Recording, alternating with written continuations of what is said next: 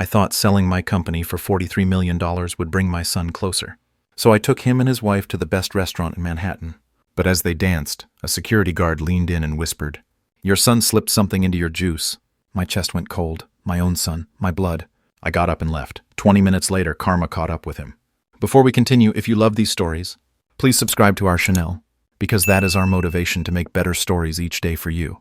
And now let us know where you are listening in the comment. "Dad, you're destroying our future." Simon's voice cracked like a whip. Across my penthouse living room, I kept mixing his favorite Manhattan, the ice clinking against crystal in steady rhythm. Outside, Manhattan's lights sparkled through floor-to-ceiling windows, but the warmth inside had vanished. "Simon, I've made my decision. I'm selling HickTech in a month." The words hung in the air like smoke. I'd rehearsed them for weeks, yet saying them felt surreal. 42 years of building, creating, surviving, reduced to one simple sentence. My son stopped pacing. His face drained of color. "Dad, you can't do this. This is our family business." I handed him the Manhattan. His hand trembled slightly as he took it. "Family business." The words tasted bitter. "You don't even know how our software works." Ada looked up from her notepad. She'd been scribbling throughout our conversation, pretending to take supportive notes. But I caught something calculating in her green eyes. "Irving, maybe you should think this through." Her voice carried honeyed concern, but I heard the steel underneath. 3 years of watching her manipulate Simon had taught me to recognize her tactics.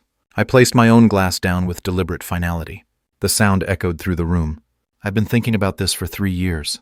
The decision is final." Simon began gesticulating wildly, his arms cutting through the air, like he was conducting an invisible orchestra of desperation. "But what about my position? What about our future?" "You're throwing away everything we've built." "Everything I've built," I corrected. The distinction mattered. "You've been collecting paychecks." Ida's pen moved faster across her notepad. Whatever she was writing, it wasn't meeting minutes. Simon slammed his glass down. Amber liquid splashed onto my Persian rug. "This is insane. You're 65, not 90. You could run this company for another decade." "I could, but I won't." The certainty in my voice surprised even me. For months I'd wrestled with doubt. Tonight those doubts had evaporated like morning mist. "I want to travel, Simon. I want to see the pyramids. Walk through Tokyo. Sit on beaches in Thailand. Without checking emails every 5 minutes. Hire a CEO, then keep the company and the family." His desperation was palpable now. Sweat beaded on his forehead despite the evening coolness. "And leave you to interfere. To undermine decisions you don't understand?" Ada stood gracefully. Her notepad clutched against her chest like armor. "Irving, surely there's a compromise here. Simon has worked so hard." I almost laughed. "Hard?" Simon arrived at 10 o'clock, left at 4, and spent most afternoons playing golf, with clients who tolerated him only because of my reputation. "The decision is made, Ida. I'm meeting with Titus Grant tomorrow to finalize the sale." Simon's face went crimson. He looked like a child denied his favorite toy. "Grant? You're selling to Grant Tech? They're our biggest competitor. They're offering $43 million cash." The number hung in the air like a prayer. 43 million. Enough to live like a king for whatever years remained. Simon collapsed into the leather chair by the fireplace, his head in his hands. "You're ruining everything, Dad. Everything." But I felt lighter than I had in years. The weight of responsibility, of constant worry, of managing Simon's incompetence, all of it lifting from my shoulders, like chains finally unlocked. Ida moved behind Simon's chair, her hand resting on his shoulder, but her eyes remained fixed on me, calculating and cold. "When exactly is this sale happening?" she asked quietly.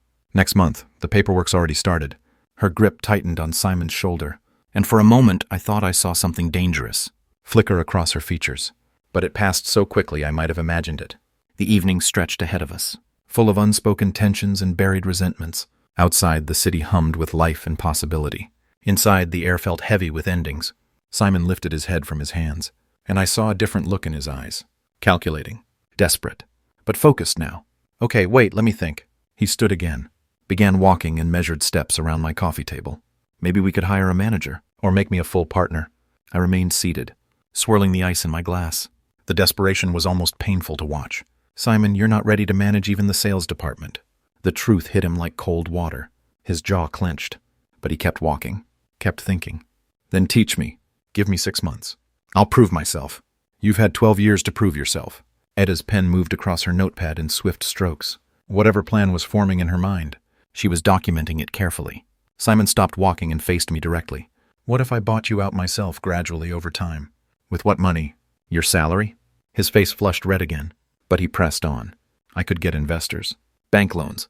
There has to be a way to keep this in the family." I set my glass down. and leaned back in my chair. The leather was warm against my back. Comfortable. I felt like I was watching someone else's life unfold. Simon, you owe $17,000 on credit cards. Your mortgage is underwater. What investor would trust you with $43 million? The silence that followed was deafening. Even Ida stopped writing. Simon's shoulders sagged. The fight went out of him, like air from a punctured balloon. All right, Dad. His voice was quiet now, defeated. If this is your final decision, I respect it. The words sounded hollow, rehearsed, but I wanted to believe them. That's right, son. It's time for everyone to go their own way. I stood and moved to the bar, pouring myself a scotch this time. The ice clinked softly as I added 2 cubes. You'll be fine, Simon. Both of you will. The sale includes severance packages for all employees. You'll have time to find something new. Ida closed her notepad with a soft snap. Of course, Irving, we understand completely. But something in her tone made me glance at her sharply. She was smiling, but it didn't reach her eyes. Simon moved to the window, staring out at the city lights. His reflection in the glass looked ghostly, insubstantial. $43 million, he said quietly. That's life-changing money. It is. I plan to change mine completely. Travel, you said. The pyramids, Tokyo. Among other places. I have a whole list. I'd actually started making that list 3 months ago. Countries I'd never seen. Experiences I'd postponed for decades. While building the company. Ida stood and smoothed her skirt. Well, this has been quite an evening. Simon, darling, perhaps we should head home. Let your father rest. Simon nodded without turning from the window. Yeah, good idea. He walked over and shook my hand. His grip was firm, but his eyes remained distant. Congratulations, Dad. I hope you get everything you're looking for. The words should have made me happy. Instead, they felt like a goodbye. That meant more than it should. Ada kissed my cheek, her lips cool against my skin. Take care of yourself, Irving. This is a big decision. The biggest of my life. They gathered their things quietly. Simon's coat, Ida's purse, her mysterious notepad tucked safely inside. At the door, Simon turned back one last time. I love you, Dad. You know that, right? I love you too, son. The words were true, which made everything harder. After they left, I stood in my empty living room, scotch in hand, watching the city breathe below me. Tomorrow, I would meet with Titus Grant.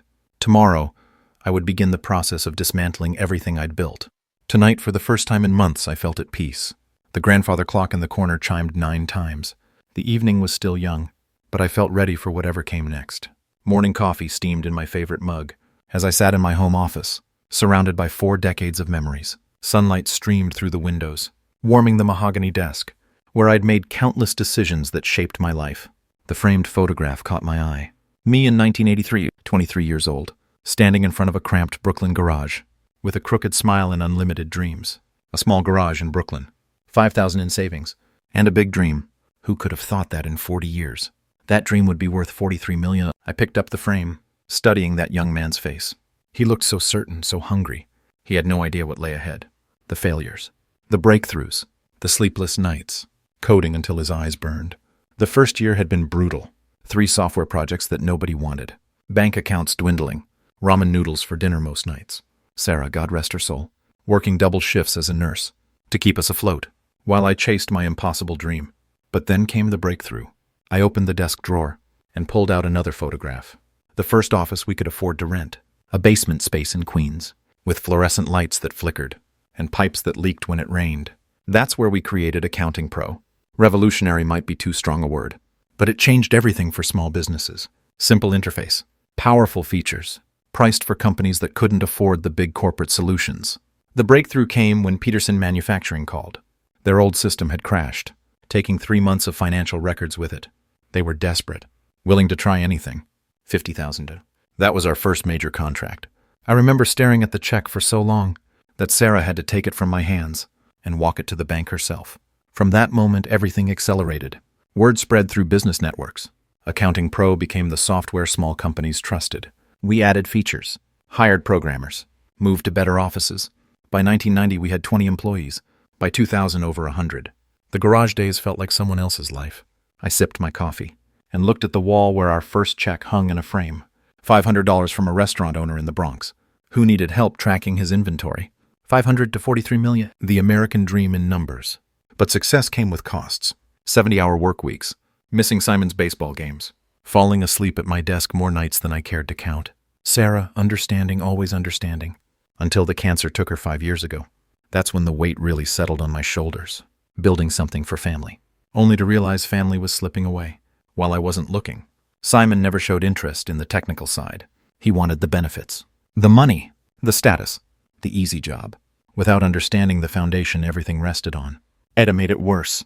I watched her calculate Simon's inheritance value on our wedding day, literally taking notes during the reception about company assets. I pulled out the latest financial reports. Hicks Solutions was solid, profitable, growing. We had clients in 37 states, software running in thousands of businesses. But I was tired, bone deep, soul deep tired. The phone buzzed. Titus Grant's office confirming our meeting this afternoon. Mr. Hicks, Mr. Grant is looking forward to discussing the acquisition details. So am I. 43 million, enough to travel the world twice over. Enough to finally live instead of just working. I stood and walked to the window. Central Park stretched out below, green and alive with spring. People jogged along paths, played with children, fed ducks in the pond. Life was happening down there. Real life, not just conference rooms and profit margins. Simon would survive. He was smart enough despite his laziness. Ada would make sure he landed on his feet. She had too much invested in him to let him fail completely. The decision felt right in the morning light. Selling wasn't betrayal. It was liberation. I finished my coffee and began gathering the documents I'd need for the meeting. Contracts, financial statements, asset valuations. The paperwork of dreams becoming reality. In a few hours, I would sit across from Titus Grant and begin the final chapter of this story. The Hick story would end. But Irving Hicks's story would continue. That young man in the Brooklyn garage would finally get to rest.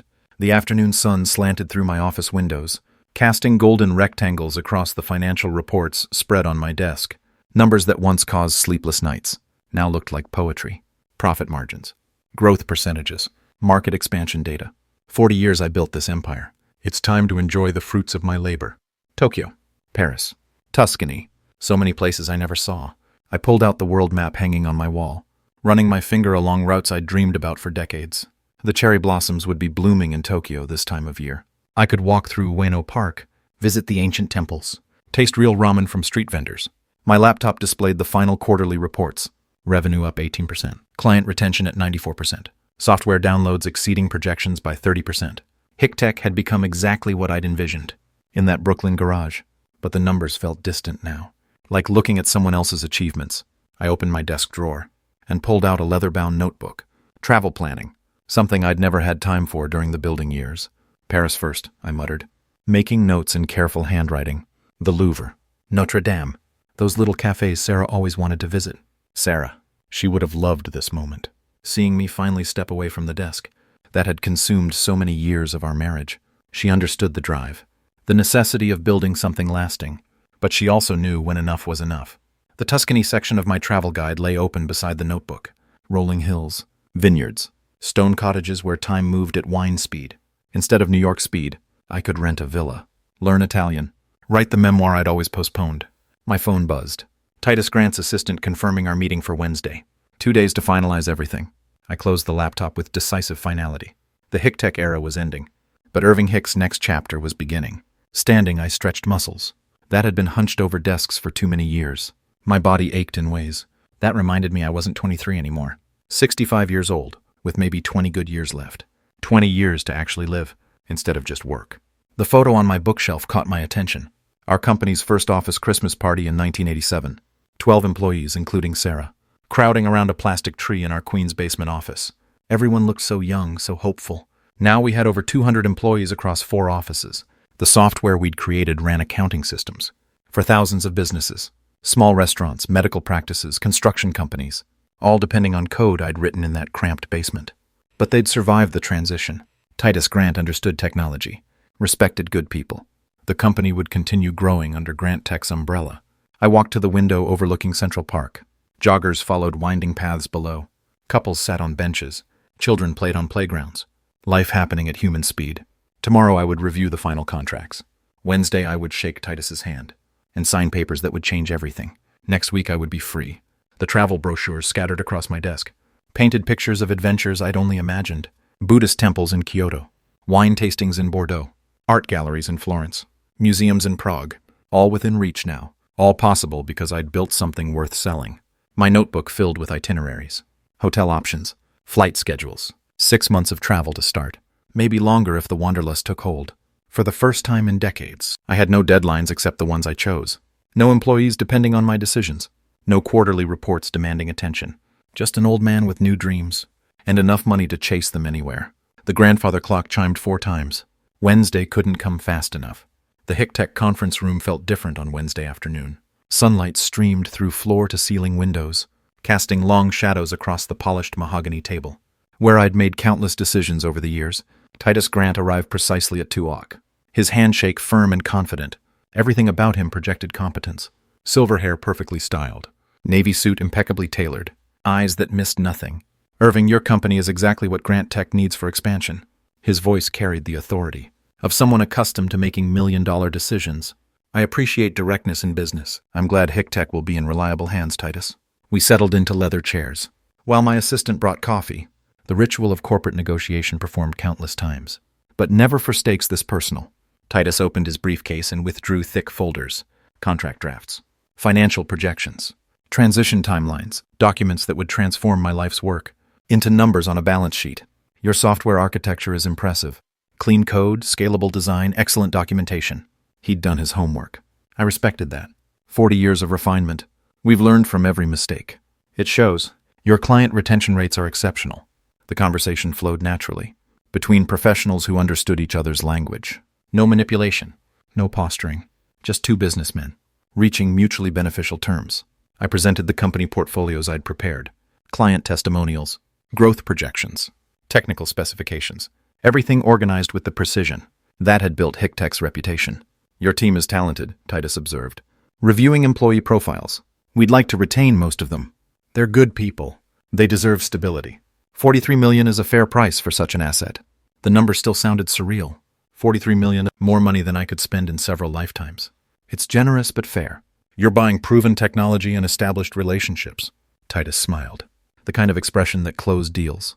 Deal. Official paperwork next week. We shook hands across the table. The gesture felt historic, like signing a peace treaty that ended a long war. My assistant appeared with champagne. Dom Perignon 2015 reserved for special occasions. The cork popped with celebratory authority. To new beginnings, Titus raised his glass. To successful partnerships, I replied. The champagne tasted like victory. Crisp, clean, with hints of complexity that developed on the tongue, like a good business relationship. We spent another hour discussing transition details, employee contracts, client communications, technical documentation transfers, the logistics of dismantling 40 years of careful construction. But it felt right, natural, like watching a child leave home. Painful but necessary. Your son will be taken care of during the transition. Titus's question was professional, not personal. Simon will receive the same severance package as other employees. It's time he made his own way. Fair enough. Independence builds character. The words carried wisdom earned through experience. Titus understood the balance between family loyalty and business necessity. By 4 o'clock, we'd covered everything. Preliminary agreement signed. Timeline established. Expectations clarified. Next Wednesday would bring final signatures and wire transfers. Irving, it's been a pleasure. You've built something impressive here. Thank you. I'm confident you'll take it even further. After Titus left, I remained in the conference room, looking out at Manhattan's bustling streets. People hurried along sidewalks, chasing deadlines and dreams. Soon I would join them, not as a businessman, but as someone with time, to notice the world beyond profit margins. My phone showed 3 missed calls from Simon. He probably wanted updates about the sale. For once I had good news to share. The champagne had left me feeling generous, optimistic about family relationships strained for too long. Maybe this new chapter would bring us closer together. The signed contracts lay spread across my penthouse coffee table, like victory flags, final sale documents, wire transfer confirmations, corporate dissolution papers, the complete dismantling of my life's work. Now officially complete, I poured myself a celebratory scotch and reached for my phone. Time to share the news with family. Simon answered on the second ring. Dad, how did the meeting go? His voice carried unusual energy, almost excitement. Simon, it's official. The company is sold. Let's celebrate tonight at Bella Vista. The words felt surreal leaving my mouth. 42 years reduced to past tense. Congratulations, Dad. Ida will be thrilled. What time? Something in his tone made me smile. Perhaps he was finally accepting the transition. 8 more. Terrace table with park view. We'll be there. And Dad, I'm proud of you. The unexpected warmth in his voice touched something deep in my chest. When had he last said those words? Thank you, son. That means everything. After hanging up, I called the concierge. Joseph, I need a reservation at Bella Vista for tonight. Something special. Terrace seating. Park view if possible. Congratulations on your business success, Mr. Hicks. I'll arrange the perfect table. Joseph had managed this building for 15 years. He knew when to ask questions and when to simply deliver results. The shower felt luxurious, hot water washing away years of corporate stress. I dressed carefully. Navy suit, silver tie, Italian leather shoes. Tonight called for formality. My reflection in the bedroom mirror showed a man transformed. Still 65. Still carrying the lines of decades of responsibility, but lighter somehow, unburdened. The scotch had left me philosophical. How many celebrations had I missed while building HickTech? Birthday dinners postponed for client emergencies. Anniversary trips canceled for product launches. Time traded for money, then money traded for more time. Sarah would have laughed at the irony. I selected a vintage watch from my collection. A Patek Philippe I'd bought to celebrate our first $1 million year, but never worn. Tonight seemed appropriate for dormant luxuries. The evening stretched ahead with possibilities. Good food, fine wine, family conversation, without the specter of business obligations casting shadows. Outside my windows, Central Park glowed with early evening light. Couples walked hand in hand along tree-lined paths. Children played on playgrounds.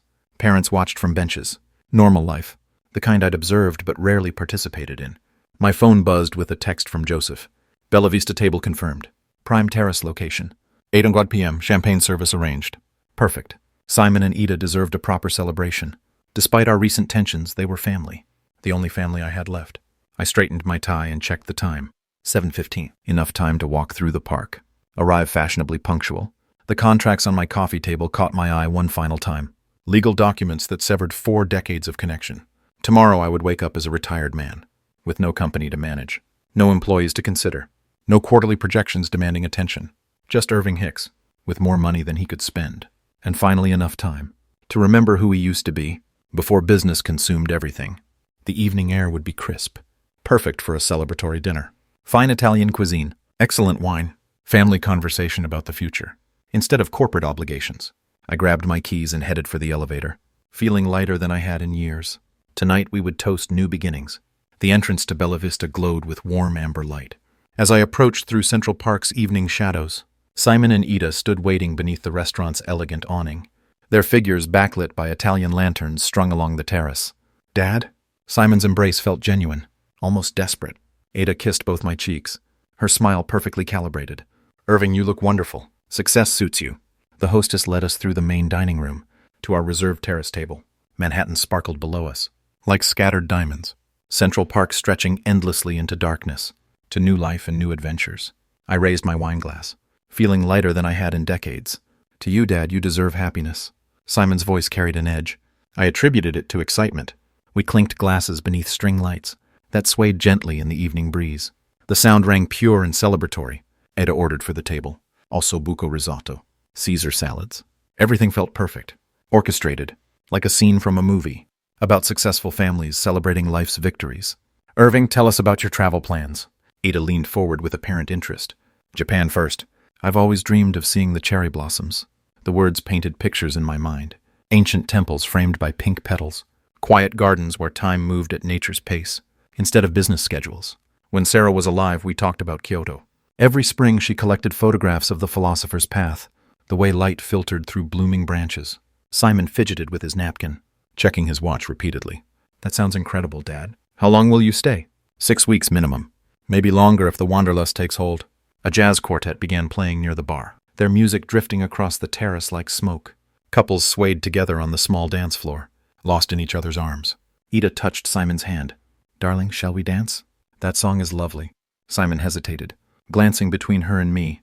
"Go ahead," I encouraged. "I'll enjoy watching you two. It's been ages since I've seen you dance together." They rose from the table, moving toward the music with careful steps. Simon's hand trembled slightly as he placed it on Ida's waist. I settled back in my chair, sipping wine, watching them move in slow circles. The evening felt magical, suspended between past achievements and future possibilities. A man in a dark suit positioned himself near the terrace railing, his eyes scanning the restaurant with professional attention. Security, probably. High-end establishments always employed discreet protection. The music swelled, violins weaving through saxophone melodies that spoke of romance and new beginnings. Simon and Ida looked beautiful together, young and elegant against the city's glittering backdrop. This was what success meant. Not the bank accounts or business accolades, but moments like this, family together, celebrating life's victories, surrounded by beauty and possibility. My orange juice sat half-finished beside the wine glass. ice cubes melting slowly in the warm evening air. The restaurant's atmosphere embraced us like a comfortable cloak. Soft lighting, gentle conversation, the subtle clink of silverware against china. Other diners talked quietly at surrounding tables, their voices blending into a sophisticated murmur. That spoke of prosperity and contentment. Tomorrow I would begin planning the Japan trip in earnest. Travel guides, hotel reservations, cultural research. The kind of detailed preparation that had made HICTech successful would now serve leisure instead of business. Simon spun Ida slowly, her dress flowing around her legs like water.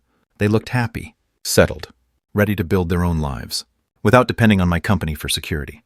Perhaps this transition would bring us closer together. No more business tensions, no more concerns about inherited responsibilities. Just family, enjoying each other's company, without the weight of corporate obligations. The security guard shifted his position, now facing our table more directly. His attention seemed focused, alert to something I couldn't identify. But nothing could dampen my mood tonight. 43 million, 42 years of work, and finally the freedom to live, instead of simply achieving. The jazz quartet's melody grew softer, as Simon and Ida continued their slow dance, their movements hypnotic under the terrace lights. I watched them with paternal pride, remembering when Simon had been too shy to ask girls to dance at school events. A shadow fell across my table. "Excuse me for the interruption, sir. I'm Mike, security for this establishment." I looked up to find the man in the dark suit, standing beside my chair. His expression was professional but troubled. "Yes, what's the matter?" "I saw that young man pour something into your juice when you were distracted." The words hit me like cold water. I stared at him, certain I'd misheard. "What, are you certain?" "That's my son." Mike's face remained grave, his voice steady. "Unfortunately, yes. Please be careful." My eyes moved to the orange juice glass, innocent-looking amber liquid with melting ice. The glass I'd been about to finish, when Simon and Ida returned from dancing. The world tilted slightly. Sound became muffled, distant. You're absolutely sure?" "I watched him do it while you were watching the musicians." He added something from a small container. "Simon. My son. The boy I'd taught to ride bicycles. Helped with homework. Supported through college. Sir, are you all right?" Mike's voice seemed to come from far away. I looked toward the dance floor, where Simon held Ida close, his back to our table. They moved together with practiced intimacy, unaware that their plan had been discovered. My own son had tried to poison me. The realization crashed over me in waves. All those forced smiles tonight, Ida's calculated conversation, Simon's nervous energy I'd attributed to excitement. They'd planned this probably for weeks. "Sir?" I forced myself to focus on Mike's concerned face. "Thank you. What should I do?" "Don't drink anything from that glass." "Do you want me to call the police?" "Police?" "My son arrested for attempted murder. Headlines in the business journals. Public humiliation for our entire family." "No, not yet. I need to think." Mike nodded, understanding. "I'll keep watching from over there. If you need anything, just signal." He retreated to his position by the railing, but I could feel his attention focused on our table. My mind raced through possibilities. Confrontation would mean public scene, police involvement, media attention. Everything I'd worked to build, destroyed by scandal. But doing nothing meant accepting that my son had attempted murder. The music stopped. Simon and Ida began walking back toward the table, their faces flushed from dancing. Time slowed. I had perhaps 30 seconds before they reached me. Think like the businessman who built a $43 million company. Evidence. I needed evidence. Before making accusations that would destroy everything. My hand moved toward the orange juice glass, then stopped. Mike was right. I couldn't drink it, but I could preserve it. The small pill bottle in my jacket pocket. Heart medication I'd carried for years, but rarely needed. I could transfer some of the juice, save proof of what Simon had done. My fingers worked quickly, unscrewing the tiny cap while keeping my eyes on the approaching couple. "Did you enjoy the music?" Ada called out as they drew closer. "Beautiful," I managed, my voice surprisingly steady. 20 seconds. The pill bottle filled with orange juice, evidence of my son's betrayal. Preserved in pharmaceutical plastic. I capped it, slipped it back into my pocket. 15 seconds. What to do with the remaining juice? The decorative plant beside our table provided the answer. I poured the contents casually, as if watering the greenery, in a moment of absent-minded generosity. 10 seconds. Simon and Ida reached the table's edge. "We should do this more often," Simon said, pulling out Ida's chair. His hands looked steady now. No tremor, no nervous energy, whatever he'd put in my drink. He believed it was done. Simon slid into his chair, face glowing with apparent satisfaction from the dance. Ida arranged her dress carefully, both of them watching me with expectant smiles. My own son? How could I have been so blind? But now I knew the truth. "That was lovely," I said, my voice surprisingly calm. You two danced beautifully together. The orange juice glass sat empty before me, its contents now feeding the restaurant's decorative plant. In my jacket pocket, the pill bottle felt heavy with evidence. Where's your juice, Dad? Simon's question sounded casual, but I caught something else underneath. Anticipation, maybe. Finished it while watching you dance. Thirsty work. Celebrating. His smile faltered for just a moment, barely perceptible. But I saw it. Should we order dessert? Ida's voice carried forced brightness. I stood, reaching for my wallet. Actually, I think I'll call it an early evening. Long day, you know. The final paperwork was exhausting.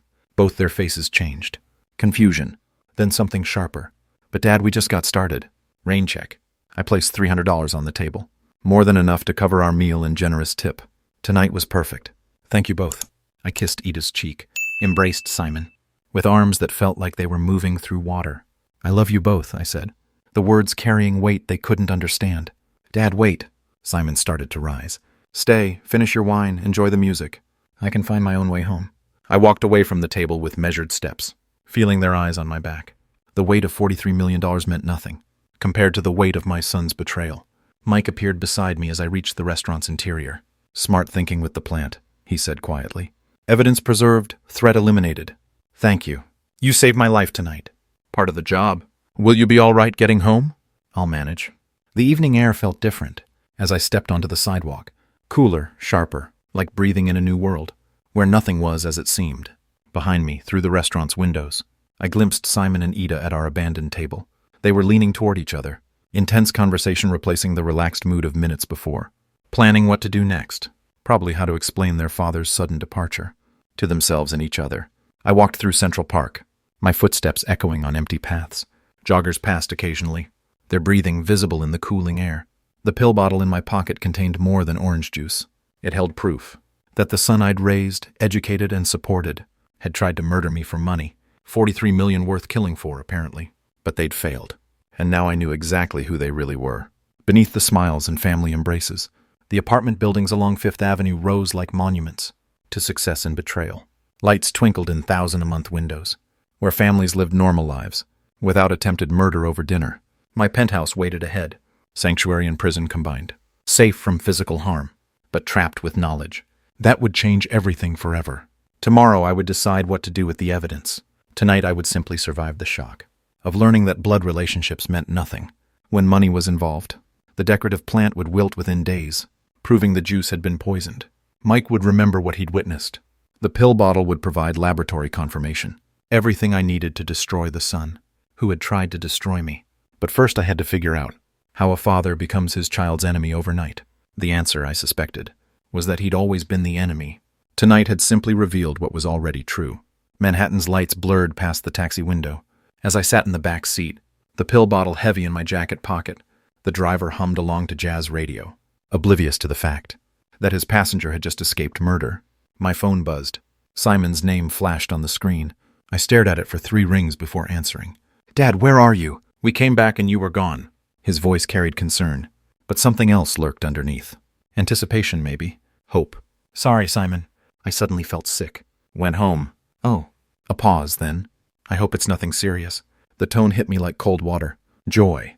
Barely concealed excitement masquerading as worry. My own son was hoping I would die. Don't worry. I'll be good as new tomorrow. Are you sure? Maybe you should see a doctor. You left so suddenly. He was fishing, trying to determine if the poison had worked. Each word dripped with false concern, while his real emotions leaked through. Just tired, son. Long day with the final paperwork.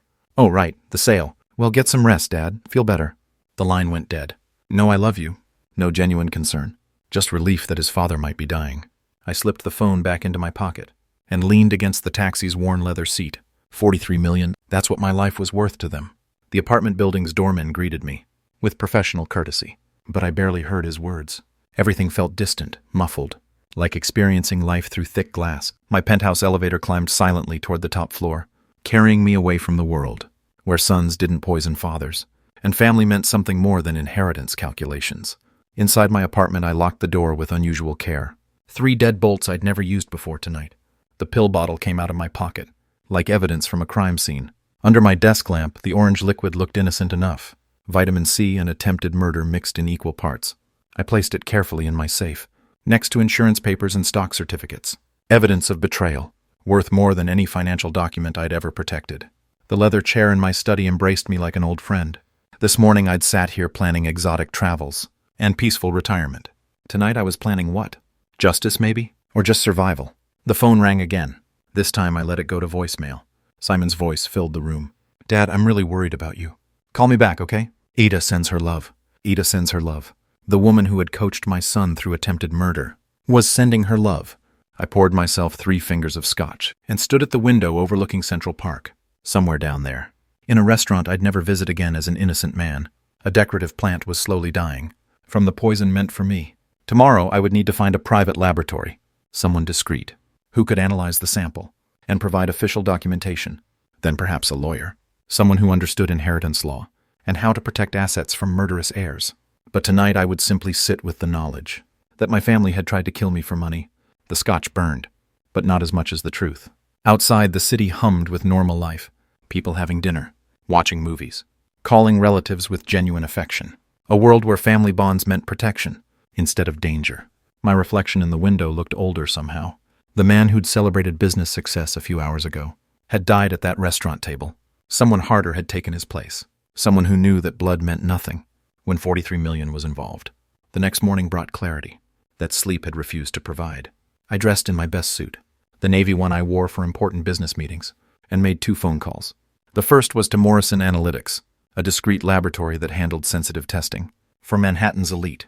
The second was to Harold Steinberg, the estate attorney who'd structured my business assets for decades. I need both services today, I told my assistant. Priority appointments. Morrison Analytics occupied the 15th floor of a medical building on the Upper East Side. Dr. Elizabeth Morrison herself handled my consultation, understanding immediately that discretion was paramount. The sample will undergo complete toxicological analysis, she explained, her voice professional and reassuring.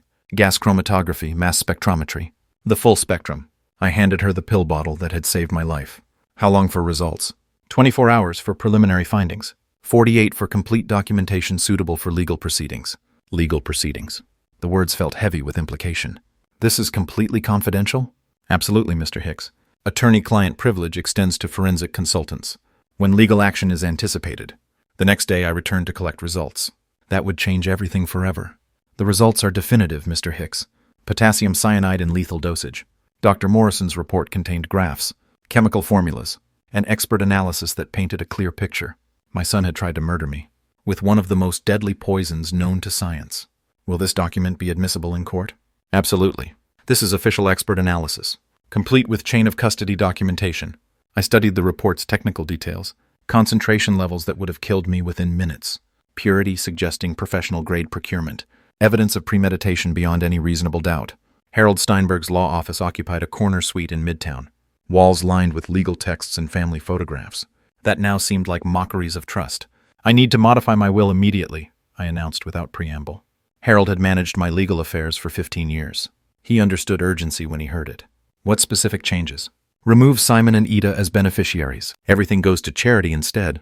His eyebrows raised slightly, but he asked no questions. Professional discretion was why wealthy families trusted him with their most sensitive matters. The Foundation for Medical Research, I decided. They understand the value of life. New documents were prepared, notarized, and filed within hours. Simon and Ida would inherit nothing, except the knowledge that their greed had cost them everything. That evening, I called the Bella Vista restaurant. Joseph, this is Irving Hicks. I'd like to make a reservation for tomorrow night. The same table as Tuesday, if possible. Of course, Mr. Hicks, 8 o'clock. Perfect. Andrew, could you ensure that plant near our table remains exactly as it is? The one I watered during my visit? A pause, then understanding in his voice. Certainly, sir. We'll leave everything undisturbed. The plant would be dead by tomorrow night. Brown and withered. Proof of cyanide's lethality. Visual evidence that even Simon couldn't deny. I spent that evening preparing a letter, each word chosen with the precision that had built my company. Simple, direct, devastating. Simon and Ida, I know about the cyanide. Mike Riley witnessed your poisoning attempt. The toxicology report confirms attempted murder. My will has been changed. You are no longer my heirs. The $43 million will benefit medical research. Instead of funding your comfortable lives, you chose greed over family. Now you have neither. Irving. The envelope sealed with wax, old-fashioned finality. That matched the gravity of its contents. Tomorrow night I would return to the scene of their crime for the final act of this family drama, not as a victim, but as a judge delivering sentence. Justice served at the same table, where betrayal had been attempted. The irony felt appropriate. The Bella Vista restaurant felt different on Thursday evening. Charged with the electricity of approaching justice, I arrived precisely at 8 o'clock, the sealed envelope tucked inside my jacket, like a weapon. Joseph himself escorted me to our familiar table, on the terrace, the same table where my son had tried to murder me 3 nights earlier. "Your guests haven't arrived yet, Mr. Hicks." "They will." I positioned myself facing the entrance, the envelope placed deliberately beside my water glass. The decorative plant nearby had turned brown and brittle, its leaves curled and lifeless. From Tuesday's poisoned irrigation. Perfect evidence. Simon and Ida arrived 10 minutes later, their faces carrying the subtle satisfaction of people who believed they'd gotten away with murder. Simon wore a black suit. That seemed premature mourning attire. "Dad, you look well." Surprise flickered across his features. "Better than expected, you mean?" They settled into their chairs, Ida smoothing her dress, with hands that had helped plan my death. The evening breeze carried the scent of dying flowers and betrayed trust. "How are you feeling?" Ida's voice dripped false concern. "Simon was so worried about your sudden illness." I gestured toward the withered plant. Interesting what poison can do to living things, isn't it? Both pairs of eyes followed my gesture, landing on the brown, twisted remains of what had been healthy greenery 3 days ago. Simon's face drained of color. "That plant received a special watering Tuesday night," I continued conversationally. "Orange juice mixed with potassium cyanide. Same mixture you intended for me." Ida gripped her napkin, knuckles white against the starched linen. I lifted the envelope, holding it like a judicial document.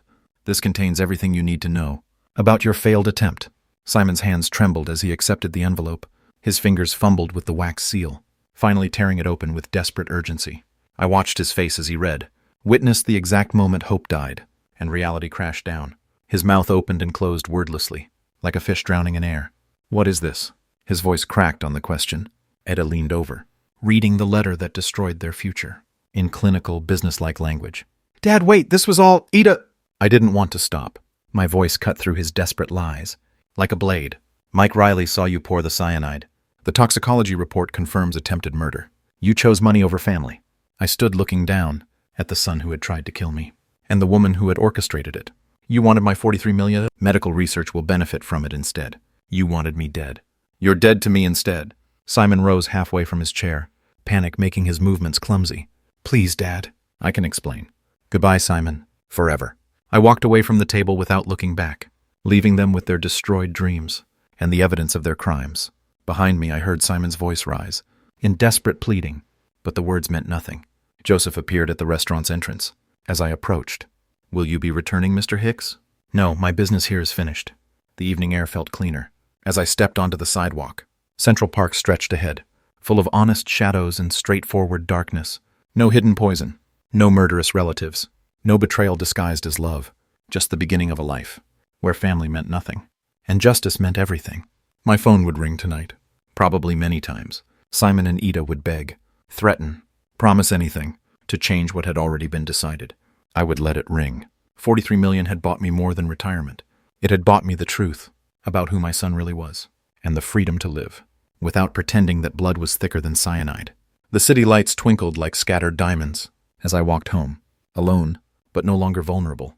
Justice, it turned out, tasted better than revenge before saying goodbye. If this story touched your heart, please give it a like, and share it with someone who needs to hear this today. Don't forget to subscribe for more true family betrayal stories. That reminds us we are stronger than we think.